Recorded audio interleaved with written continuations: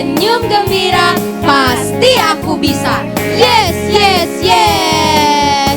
Shalom Kak Yeni, shalom Kak Dian. Kak Dian, coba deh lihat tuh adik-adik di rumah udah pada wangi, udah pada mandi. Mereka sudah, yes, mereka sudah ready buat vacation ke hadirat Tuhan. Yes. Temanya hari ini pantai-pantai, tapi Kak Cindy percaya adik-adik lebih siap lagi untuk menerima hadirat Tuhan. Meskipun kita berbeda ruang dan waktu, tapi kita sama-sama mau memuji Tuhan. Amin. Amin. Sebelum kita mulai ibadah kita pada hari Minggu ini, kita sama-sama bersatu hati di dalam doa. Yuk kita lipat tangan, tutup mata, kita berdoa.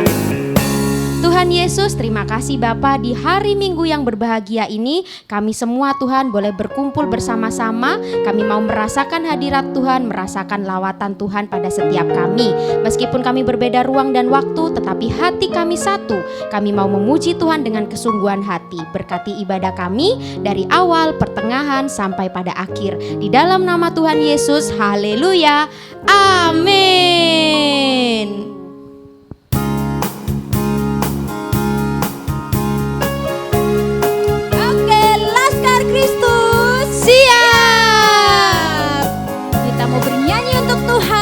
Harus berjoget yang baik. Amin. Ya, yang hebat, semuanya harus semangat.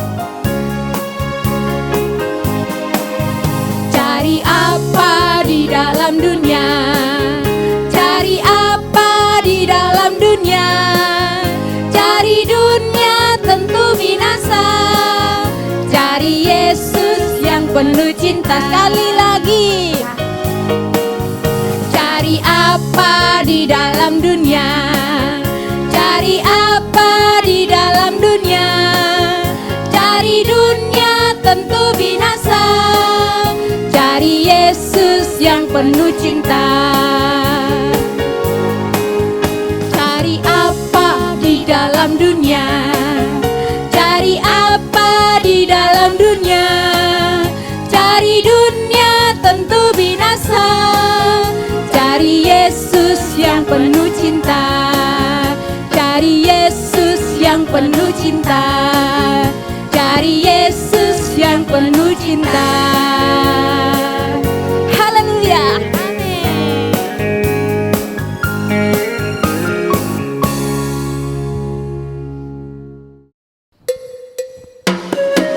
Ya, siapa di sini yang masih ingat nama-nama kitab yang ada di Perjanjian Baru? Amin. Nah, yuk kita sama-sama nyanyikan ya lagunya biar kita lebih hafal lagi. Oke, siap, siap. Joget ke kanan dan ke kiri. Matius, Markus, Lukas, Yohanes, Kisah Rasul, Roma, Korintus, Galatia, Efesus, Filipi, Kolose, kedua Tesalonika, 1 dan 2 Timotius, Titus, Filemon, Ibrani, Yakobus, Petrus, ketiga Yohanes, Yudas dan akhirnya Wahyu. Lebih semangat lagi. Matius, Markus, Lukas, Yohanes, Kisah Rasul, Roma, Korintus, Galatia, Efesus, Filipi, Kolose, kedua Tesalonika, 1 dan 2 Timotius, Titus, Filemon, Ibrani, Yakobus, Petrus, ketiga Yohanes, Yudas dan akhirnya Wahyu. Yudas dan akhirnya Wahyu. Yudas dan akhirnya Wahyu. Wah, luar biasa, semuanya hebat. Mari adik-adik semua, kita akan membacakan Mazmur 91. Dalam hitungan ketiga kita akan membaca bersama-sama ya. 1, 2, 3.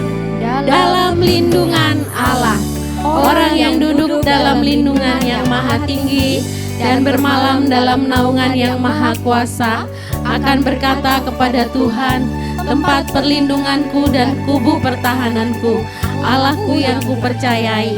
Sungguh dialah yang akan melepaskan engkau dari jerat penangkap burung, dari penyakit sampar yang busuk. Dengan kepaknya ia akan menundungi engkau, di bawah sayapnya engkau akan berlindung. Kesetiaannya ialah perisai dan pagar tembok. Engkau tak usah takut terhadap kedahsyatan malam, terhadap panah yang terbang di waktu siang, terhadap penyakit sampar yang berjalan di dalam gelap, terhadap penyakit menular yang mengamuk di waktu petang. Walau 1000 orang rebah di sisimu dan 10.000 di sebelah kananmu, tetapi itu tidak akan menimpamu. Engkau hanya menontonnya dengan matamu sendiri dan melihat pembalasan terhadap orang-orang fasik. Sebab Tuhan ialah tempat perlindunganmu, yang maha tinggi telah kau buat tempat perteduhanmu. Malapetaka tidak akan menimpa kamu, dan tulah tidak akan mendekat kepada kemahmu. Sebab malaikat-malaikatnya akan diperintahkannya kepadamu untuk menjaga engkau di segala jalanmu. Mereka akan menatang engkau di atas tangannya, supaya kakimu jangan terantuk kepada batu. Singa dan ular tedung akan kau langkahi, engkau akan menginjak anak singa dan ular naga. Sungguh hatinya melekat kepadaku, maka aku akan meluputkannya. Aku akan membentenginya, sebab ia mengenal namaku. Bila ia berseru kepadaku, aku akan menjawab. Aku akan menyertai dia dalam kesesakan. Aku akan meluputkannya dan memuliakannya. Dengan panjang umur akan kukenyangkan dia, dan akan kuperlihatkan kepadanya keselamatan daripadaku. Amin.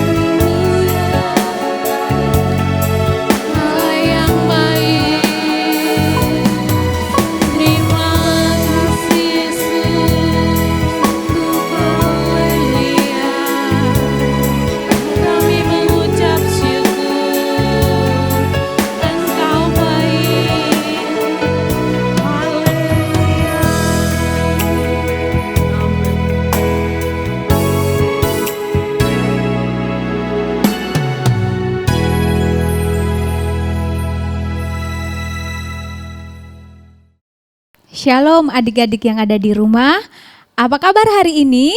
Luar biasa, senyum gembira, pasti aku bisa. Yes, yes, yes. Baik, adik-adik mari kita siapkan hati kita untuk mendengarkan firman Tuhan saat ini. Sebelumnya mari kita bersatu di dalam doa. Adik-adik boleh tutup mata, lipat tangan, kita bersatu di dalam doa. Tuhan Yesus, hati kami penuh dengan ucapan syukur. Terima kasih Tuhan kalau saat ini kami dapat diberikan kesempatan kembali untuk kami boleh beribadah dan mendengarkan firman Tuhan. Tuhan, Engkau memberikan kami hikmat supaya kami boleh mengerti setiap firman yang disampaikan kepada kami dan kami boleh melakukannya di dalam kehidupan kami. Terima kasih Tuhan Yesus, berkati ibadah kami. Haleluya. Amin. Adik-adik, sudah siap mendengarkan firman Tuhan?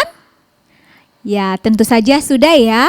Nah, yang pertama kita siapkan adalah apa? Alkitab. Wah, boleh sekarang diambil Alkitabnya, disiapkan Alkitabnya. Kita akan belajar firman Tuhan. Kita akan buka di 2 Raja-Raja pasal 5 ayat 1 sampai ke 19a. Sekali lagi kita akan buka di 2 Raja-Raja pasal 5 ayat 1 sampai 19a. Kita akan baca bersama-sama. Kak Erti akan baca, judulnya adalah Naaman disembuhkan. Ayat yang pertama, Naaman panglima Raja Aram adalah seorang terpandang di hadapan tuannya dan sangat disayangi sebab oleh dia Tuhan telah memberikan kemenangan kepada orang Aram. Tetapi orang itu seorang pahlawan tentara sakit kusta. Orang Aram pernah keluar bergerombolan dan membawa tertawan seorang anak perempuan dari negeri Israel. Ia menjadi pelayan pada istri Naaman. Berkatalah gadis itu kepada nyonyanya, sekiranya tuanku menghadap nabi yang di Samaria itu, maka tentulah nabi itu akan menyembuhkan dia dari penyakitnya. Lalu pergilah Naaman memberitahukan kepada tuannya, katanya, beginilah dikatakan oleh gadis yang dari negeri Israel itu. Maka jawab Raja Aram, baik, pergilah dan aku akan mengirim surat kepada Raja Israel. Lalu pergilah Naaman dan membawa sebagai persembahan 10 talenta perak dan 6.000 shikal emas dan 10 potong pakaian. Ia menyampaikan surat itu kepada Raja Israel yang berbunyi, sesampainya surat ini kepadamu, maklumlah kiranya bahwa aku menyuruh kepadamu Naaman pegawaiku supaya engkau menyembuhkan dia dari penyakit kustanya. Segera sesudah Raja Israel membaca surat itu, dikoyokkannya lah pakaiannya serta berkata, Allahkah aku ini yang dapat mematikan dan yang menghidupkan, sehingga orang ini mengirim pesan kepadaku supaya kusembuhkan seorang dari penyakit kustanya. Tetapi sesungguhnya perhatikanlah dan lihatlah, ia mencari gara-gara terhadap aku. Segera sesudah didengar Elisa abdi Allah itu bahwa Raja Israel mengoyokkan pakaiannya, dikirimnyalah pesan kepada raja, bunyinya, mengapa engkau mengoyokkan pakaianmu? Biarlah ia datang kepadaku, supaya ia tahu bahwa ada orang nabi Israel. Kemudian datanglah Naaman dengan kudanya dan keretanya, lalu berhenti di depan pintu rumah Elisa. Elisa menyuruh seorang suruhan kepadanya mengatakan, pergilah mandi 7 kali dalam sungai Yordan, maka tubuhmu akan pulih kembali sehingga engkau menjadi tahir. Tetapi pergilah Naaman yang gusar sambil berkata, aku sangka bahwa setidak-tidaknya ia datang keluar dan berdiri memanggil nama Tuhan Allahnya, lalu menggerakkan tangannya di atas tempat penyakit itu dan dengan demikian menyembuhkan penyakit kustaku. Bukankah Abana dan Parpar, sungai-sungai Damsik lebih baik dari segala sungai di Israel. Bukankah aku dapat mandi di sana dan menjadi tahir?" Kemudian berpalinglah ia dan pergi dengan panas hati. Tetapi pegawai-pegawainya datang dan mendekat serta berkata kepadanya, "Bapak, seandainya nabi itu menyuruh perkara yang sukar kepadamu, bukankah Bapak akan melakukannya? Apalagi sekarang ia hanya berkata kepadamu, mandilah dan engkau akan menjadi tahir."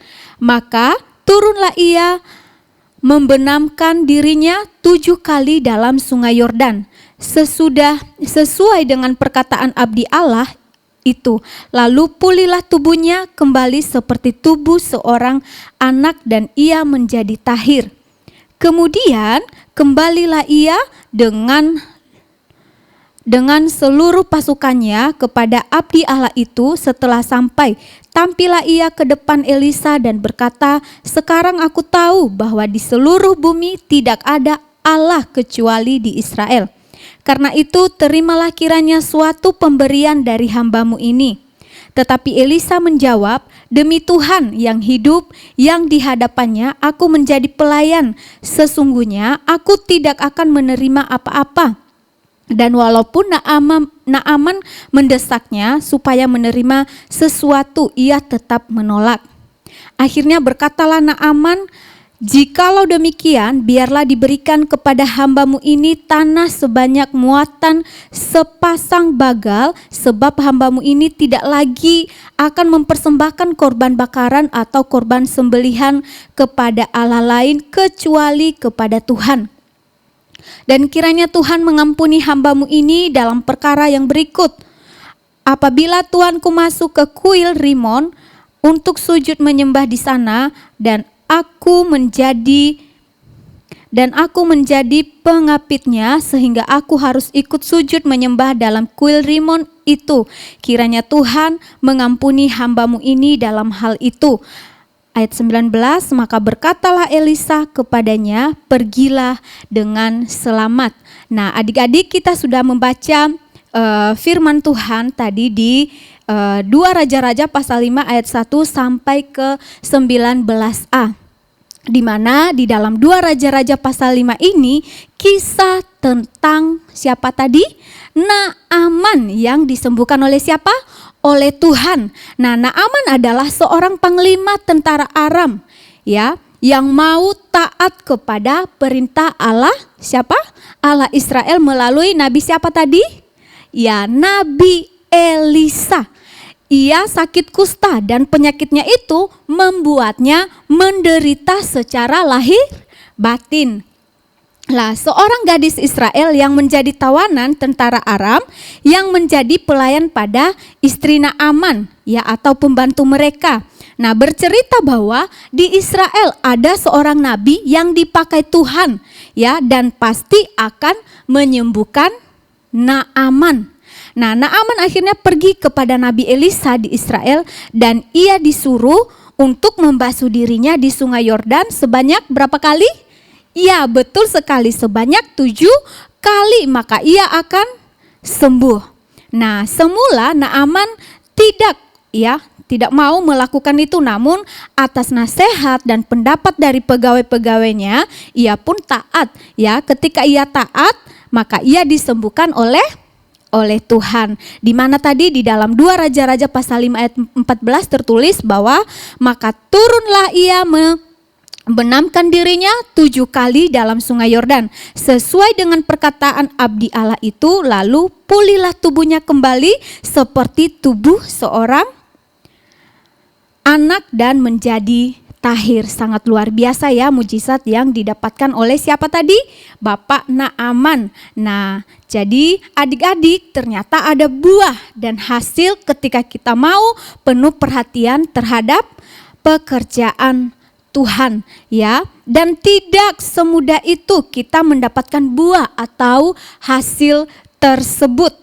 Ya, tidak semudah itu kita akan mendapatkan buah atau hasil tersebut karena Tuhan mau kita menjadi anak-anak yang lebih mengenal Mengenal siapa? Ya betul sekali, mengenal Tuhan. Nah kalau kita lihat saat-saat ini banyak orang ingin mujizat saja ya, tetapi salah dalam menaruh apa? Perhatian seperti I-Will kita pada saat ini. Padahal mujizat itu datang dari penuh perhatian kepada perintahnya siapa?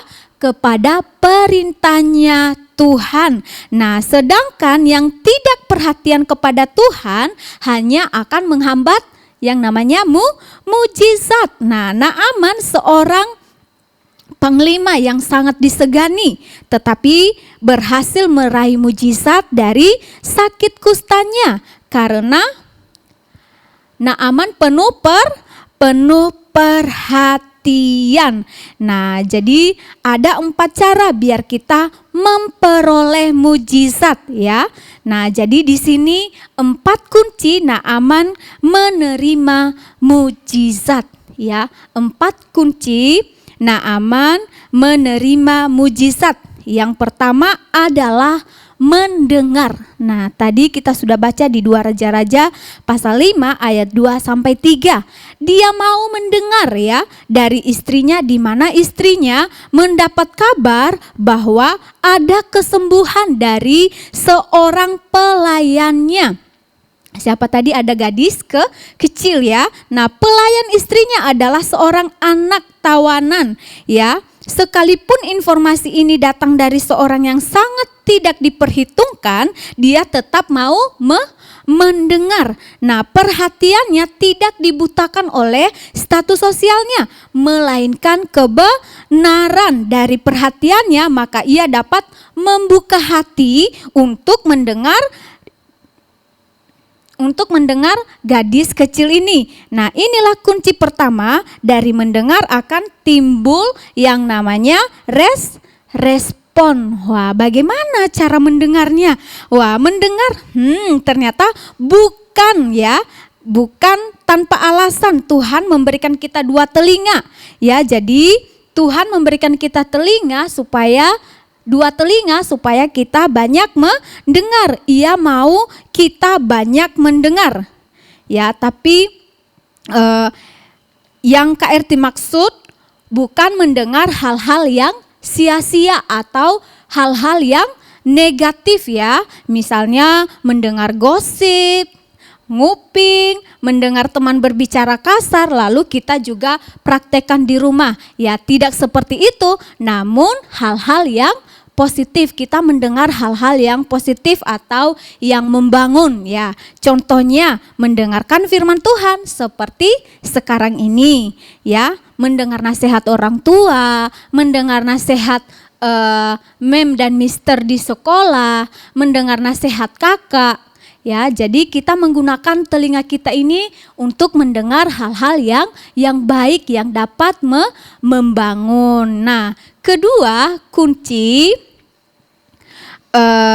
Naaman menerima mujizat adalah yang pertama tadi mendengar. Sekarang yang kedua adalah merespon. Ya, kita bisa lihat di 2 Raja-Raja pasal 5 ayat yang keempat. Ya, mungkin adik-adik bisa baca sendiri. Nah, mengapa Naaman bisa memiliki respon terhadap firman? Ya, hal ini bisa terjadi karena Naaman tidak mengeraskan hatinya.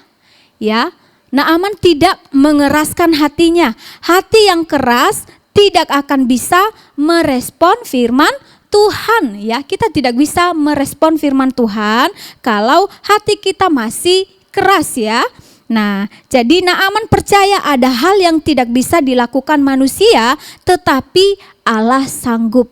Apa yang tidak bisa dilakukan oleh Tuhan? Kita percaya bahwa bagi Tuhan tidak ada yang mustahil.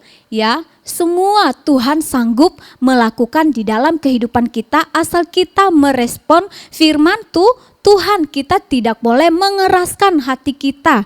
Ya, jangan kita membatasi kuasa Tuhan dengan tidak merespon apa yang Tuhan perintahkan. Ya, kalau Tuhan kasih perintah kepada kita, mari kita akan melakukannya. Bukan hanya kita lihat atau bukan hanya kita dengar, tetapi tidak dilakukan. Misalnya Tuhan berfirman, hari ini Tuhan memberikan kita firman, kita sudah dengar ketika kakak guru sekolah minggu menyampaikan kepada kita, maka firman yang kita dengar kita akan melakukan. Ya, bukan hanya didengar saja, oh firmannya hari ini tentang Naaman.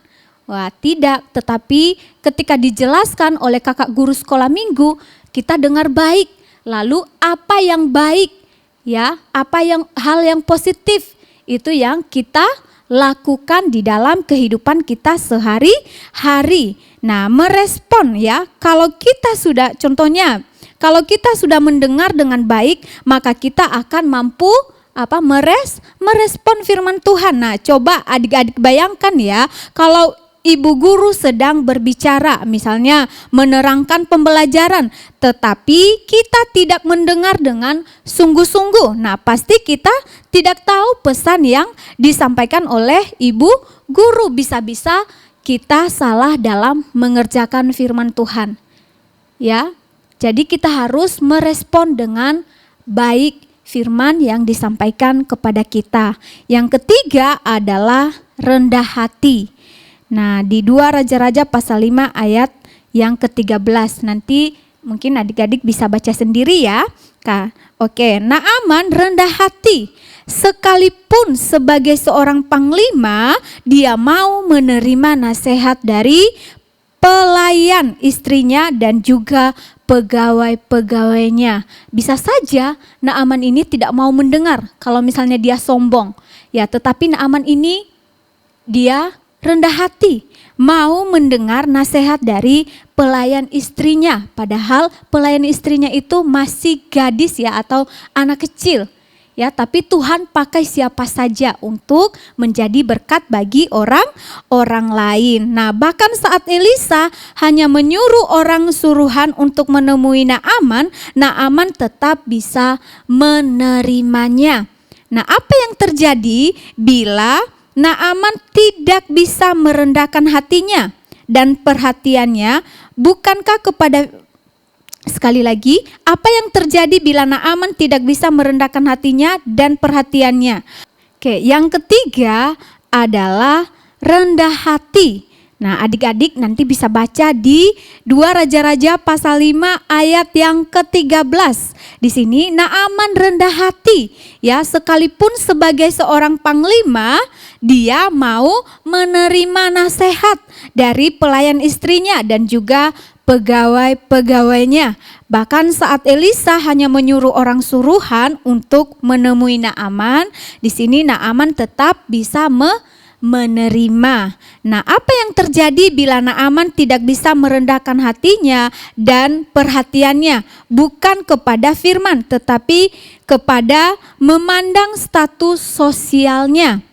Pasti yang terjadi adalah penyakit kustanya akan tetap harus ada pada dia. Nah, jadi kalau Naaman tidak rendah hati, pasti Naaman tidak akan sembuh. Penyakitnya tidak akan sembuh. Nah, jadi yang keempat adalah bisa berterima kasih. Nah, adik-adik bisa baca nanti di 2 Raja-Raja pasal 5 ayat 15. Di sini, kemudian kembalilah ia dengan seluruh pasukannya kepada abdi Allah itu. Setelah sampai, tampillah ia ke depan. Elisa berkata, sekarang aku tahu bahwa di seluruh bumi tidak ada Allah kecuali di Israel. Karena itu terimalah kiranya suatu pemberian dari hambamu ini. Jadi saat Naaman disembuhkan, perhatiannya bukan kepada kesembuhan, tetapi kepada sang penyembuh. Kepada siapa? Yaitu kepada Tuhan. Naaman tahu berterima kasih. Naaman mengerti tentang sumber anugerah. Nah, adik-adik, ketika kita diberikan kesembuhan oleh Tuhan, jangan lalu kita lupa untuk berterima kasih kepada Tuhan yang telah memberikan kita kesembuhan. Nah, seberapa banyak orang yang sudah menerima mujizat tetapi kemudian lupa dari mana dia mendapatkan mujizat sehingga tidak pernah bersyukur. Ya, jangan ketika kita menerima mujizat akhirnya kita lupa dengan Tuhan yang telah memberikan kita kesembuhan. Tetapi ketika kita sudah menerima berkat, mujizat dari Tuhan, kita selalu mengucap syukur, berterima kasih kepada Tuhan dengan cara apa? Ya, membaca firman, mendengarkan firman Tuhan, rajin ke gereja, dan lain sebagainya. Tuhan memberikan mujizat kepada kita, jangan lupa kepada Tuhan yang sudah memberikanmu mujizat, ya. Sebagai penutup di sini Naaman menunjukkan perhatiannya kepada Tuhan dengan sebelum dan sesudah ia mengalami mujizat, perhatiannya tetap tertuju kepada Tuhan, bukan kepada masalah dan bukan juga kepada mujizat. Naaman sembuh dan mengalami pertolongan Tuhan. Nah, melalui kisah Naaman, kita memberi diri kita untuk menerima saran, kita belajar untuk menerima dan melakukan dengan sungguh-sungguh dan serius, maka pemulihan dari Tuhan akan terjadi sekalipun menurut kita mustahil. Amin. Amin. Ayat firman-Nya kita bisa baca di Lukas pasal 1 ayat 37, sebab bagi Allah tidak ada yang mustahil. Amin. Oke, mari adik-adik kita akan bersama-sama berdoa. Tuhan Yesus, terima kasih kami sudah mendengarkan firman-Mu. Kami percaya Tuhan bahwa kuasa Tuhan akan terus memulihkan kehidupan kami ketika kami percaya dengan mujizat-mujizat yang Engkau lakukan di dalam kehidupan kami. Jadikanlah kami seperti Naaman Tuhan yang selalu mengucap syukur ketika mendapatkan mujizat yang berasal dari Engkau Tuhan. Terima kasih, inilah doa kami. Haleluya, amin. Puji Tuhan, kita sudah mendengarkan firman Tuhan yang begitu luar biasa bagi setiap kami. Amin. Adik-adik di rumah diberkati. Amin. Mari sekarang giliran kita memberkati rumah Tuhan di tempat ini. Kita bersatu hati, kita mau berdoa. Tuhan Yesus, terima kasih Bapa untuk firman Tuhan yang sudah kami dengar. Firman Tuhan yang membawa sukacita dan memberkati setiap kami. Saat ini juga kami mau melepaskan berkat untuk hamba-Mu yang sudah menyampaikan. Berikanlah hikmat dan marifat yang bertambah-tambah untuk beliau, sehingga beliau makin dahsyat lagi di dalam pelayanannya. Terima kasih juga Tuhan jika saat ini kami boleh diberi kesempatan untuk memberikan persembahan yang terbaik untuk pelebaran kerajaan Tuhan di bumi. Berkati tangan-tangan yang memberi maupun yang belum bisa memberi. Berkati pula hamba-hamba Tuhan yang mengelola persembahan ini dengan bijaksana. Terima kasih Tuhan Yesus. Haleluya. Amin. Shalom adik-adik, saatnya kita akan memberikan persembahan yang terbaik untuk Tuhan Yesus Kristus. Adik-adik bisa memberikannya melalui OVO, GoPay, link aja ShopeePay dengan scan QR CIMB,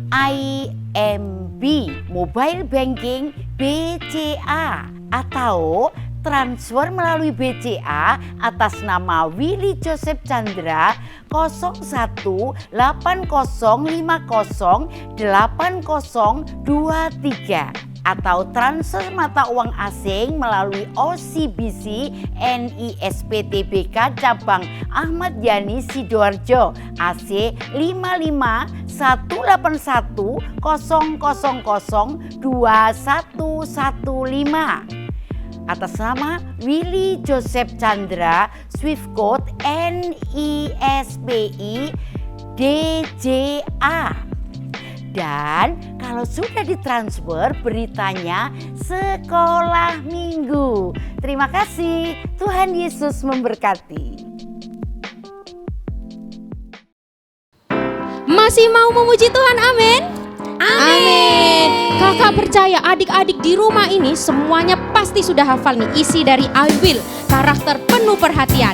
Oleh sebab itu kakak undang adik-adik di rumah kita nyanyi sama-sama biar makin hafal. Dan jangan lupa pakai gerakannya juga, badannya digoyang, tangannya juga digoyang.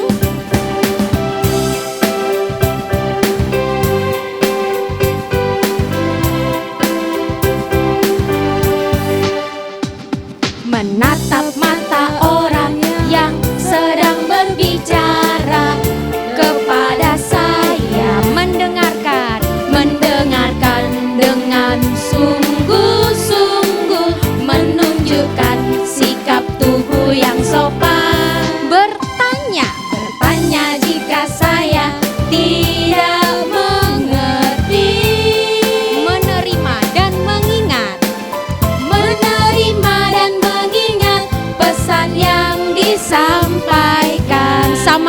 katakan penuh perhatian. Penuh perhatian,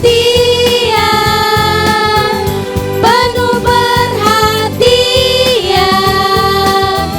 ku kan selalu penuh perhatian, penuh perhatian, penuh perhatian. Katakan pada diri sendiri. Ku kan selalu penuh perhatian. Amin. Sudah hafal semua nih, keren banget. Nanti kalau pas penuh perhatian, tangannya ditaruh di sini ya, seperti ini. Amin. Kita pujikan sekali lagi dari awal sama-sama adik-adik di rumah dan kakak-kakak di tempat ini. Menatap mata orang yang sedang berbicara kepada saya, Mendengar dengan sungguh-sungguh. mendengarkan dengan sungguh-sungguh, menunjukkan sikap tubuh yang sopan, bertanya jika saya tidak mengerti, menerima dan mengingat pesan yang disampaikan. Penuh perhatian, sama-sama katakan. Penuh perhatian, penuh perhatian. Siapa yang selalu penuh perhatian? Bukan selalu penuh perhatian, penuh perhatian, penuh perhatian. Ku kan selalu penuh perhatian, Ku kan selalu. ku kan selalu penuh perhatian. Sekali lagi, ku kan selalu penuh perhatian. Bukan selalu penuh perhatian. Yeay. Selamat hari Minggu. Tuhan Yesus memberkati.